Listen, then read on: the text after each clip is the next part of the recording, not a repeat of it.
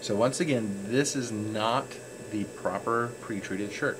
This is showing an example of what bad pre-treatment and pre-pressing does for the garment when it comes to whiting printing.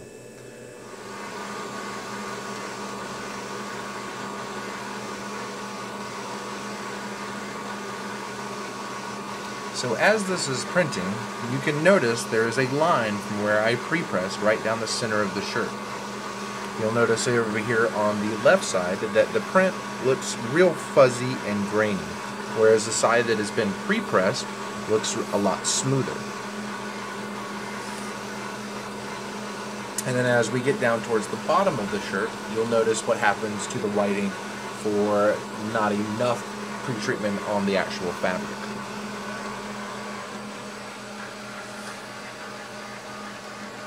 When it comes to pre-treating, you would definitely rather be heavy-handed than light-handed. When it comes to light-handed pre-treat, the whiting just absorbs into the fabric. It does not matter how many layers of whiting.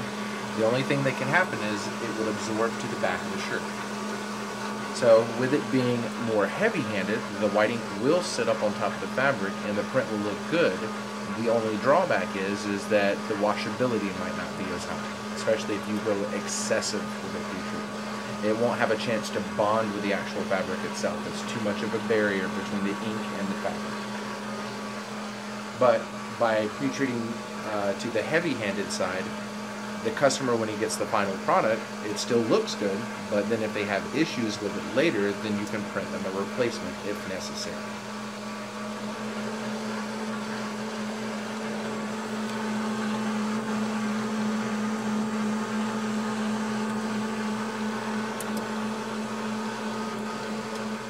So as we can see here, on the half of the shirt that has been pre-pressed, the ink looks nice and smooth all the way down until it has not enough pre-treatment.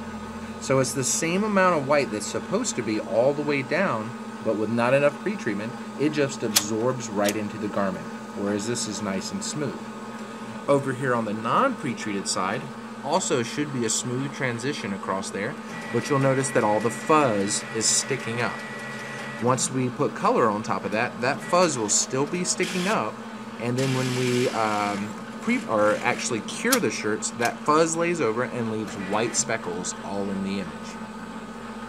After we finish this process in this example, I will print this identical graphic to a pre-treated shirt that is done properly, so you can see the difference of what a good shirt versus a bad pre-treated shirt looks like.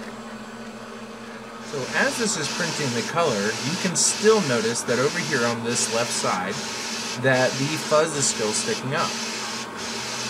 As the colors over here on the right side transition into her skin tones and things like that much smoother.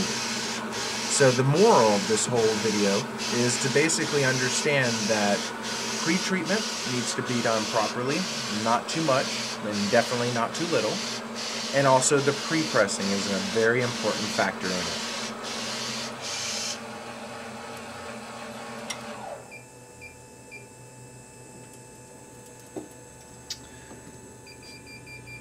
So this is our finished shirt of the shirt that shows bad pre-treatment and also bad pre-pressing. As you can see up here at the top, this side was excessive pre-treatment all the way across here, and you can almost see the line of where the pre-treatment stops. And then down here you have no pre-treatment. So no matter how much white ink you put on top of there, it's just going to absorb into the shirt.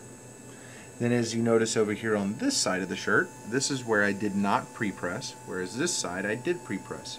You can tell how smooth the ink is over here versus over here on this side, and it's very grainy. And then it also has white fuzz all in the image, and it'll leave these little white speckles after you press it.